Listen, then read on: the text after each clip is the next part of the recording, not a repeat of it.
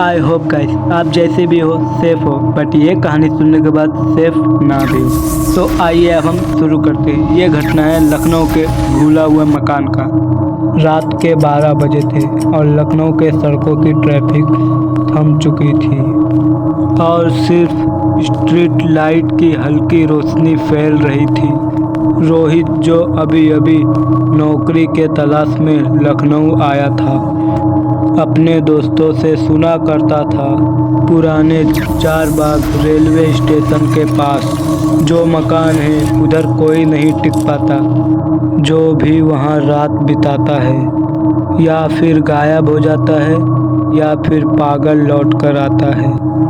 रोहित को इन बातों पर विश्वास बिल्कुल नहीं था। रोहित को लगा कि ये सब अफवाहें हैं। एक दिन रोहित ने हिम्मत दिखाने की कोशिश की और उस हवेली में रात बिताने का फैसला किया। वो सबको साबित करना चाहता था कि भूत प्रेत जैसी कोई भी चीज़ नहीं होती। रेलवे स्टेशन के बिल्कुल पास में था 4 मंजिला टूटी खिड़कियों वाला और दरवाजों पर जाले लटके हुए।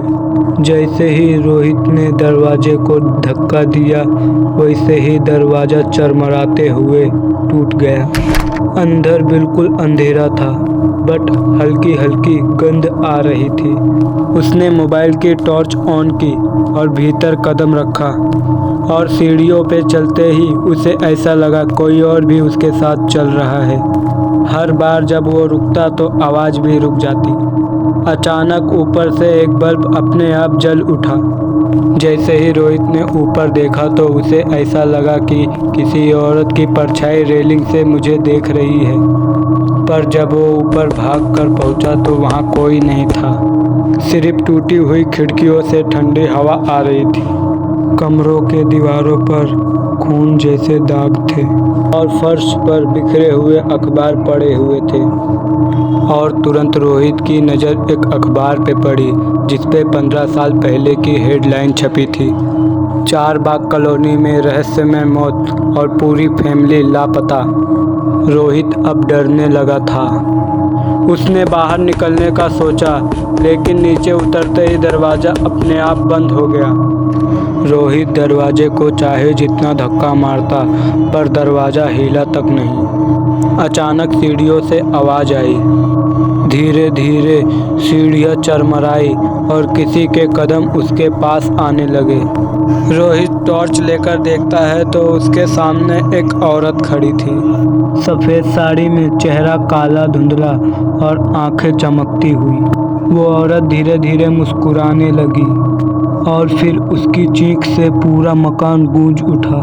रोहित ने आंखें बंद करके चिल्लाया और जब आंखें खोली तो खुद को चारबाग रेलवे स्टेशन पे पाया। सुबह हो चुकी थी।